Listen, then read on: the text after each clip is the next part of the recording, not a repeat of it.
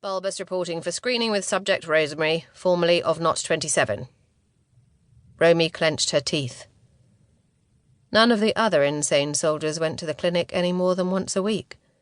She averaged 3. Romy suspected the doctors tested her so much because she'd reacted differently to the loss of her knot. The year spent floating inside the cultivation tanks should have wiped away all of her memories, barring one. Her knot. Not in her case. No. In her case, every single thing was gone. She hated it so much, but she understood why the doctors would want to research her difference. All space soldiers possessed a flaw. The loss of a member within a knot rendered the other members insane. Repairing this mental flaw would greatly reduce the number of soldiers the Orbitos had to cultivate and harvest each month to keep their force at 4,000 strong to fight the Critamal. This had to be why the doctors showed so much interest in her. Then again, what did she know? She was bonkers. The white door retracted to the ceiling with a hiss of air, and she entered the pristine lab. "Disrobe," the pale-eyed man said. She clambered out of her white fatigues and settled onto the padded bed in her white underwear. 3 more doctors entered the room and began to roll Meditech into place around her. They slapped electrodes onto her chest, arms, and legs.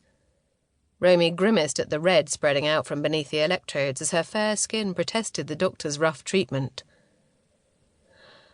"Nanos are fully operational," stated a female doctor. Romy chanted the words at the same time. She could probably recite the whole script of this visit. Not like she had anything else to do on Orbito Four. Insanity gets old. Quick. Her body wasn't the problem. The nanotech inside of her repaired any physical damage. Romy just wished they'd give her a task.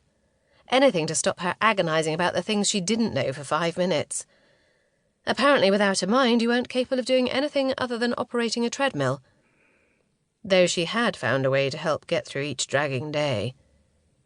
"Thrym," she began.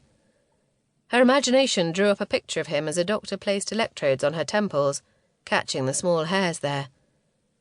She'd created appearances, personalities, and traits for all of Knot 27. Thrym, the joker of the group, blue eyes, olive skin. Whenever the rest of them were sad after losing comrades to the poachers, he'd break his back trying to cheer them up. She'd loved Thrym and the way his eyes danced, blue like Earth's sky. Occasionally he pushed the boundaries a bit much. She winced as an electrical current ran through her head. Sweat broke out on her forehead at the pins and needles in both temples. An acrid smell reached her nostrils. Was that from her hair? Romy returned to her daydream with renewed vigour. Elara, tall, dark, and beautiful, the perfect soldier. Deimos was her best friend. Together they were the stars of Knot 27, renowned throughout all 8 stations for their heroic actions. Romy was so proud of them, she thought her heart might burst. This left her and Phobos, the quieter members of the Knot. Identical in most ways, except he was smarter and she more reasonable. Romy smiled, ignoring that the pins and needles more closely resembled a stabbing sensation now. The burning hair smell grew steadily, overwhelming the clinical disinfectant in the room. Dr. Balbus frowned at the screen, tilting the monitor away as Romy tried to catch a peek. She pressed her lips together. The doctors never let her see the screen. Why was that? Paranoia is a symptom of insanity, Comet Face. Still, it would be nice to know what they'd found so far. Just a hint?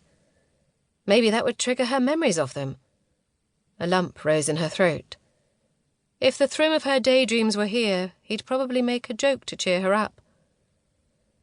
She blew a strand of chin-length platinum hair off her cheek. Her job, in the limited capacity she could contribute after the battle, was to help, not hinder. To serve and protect.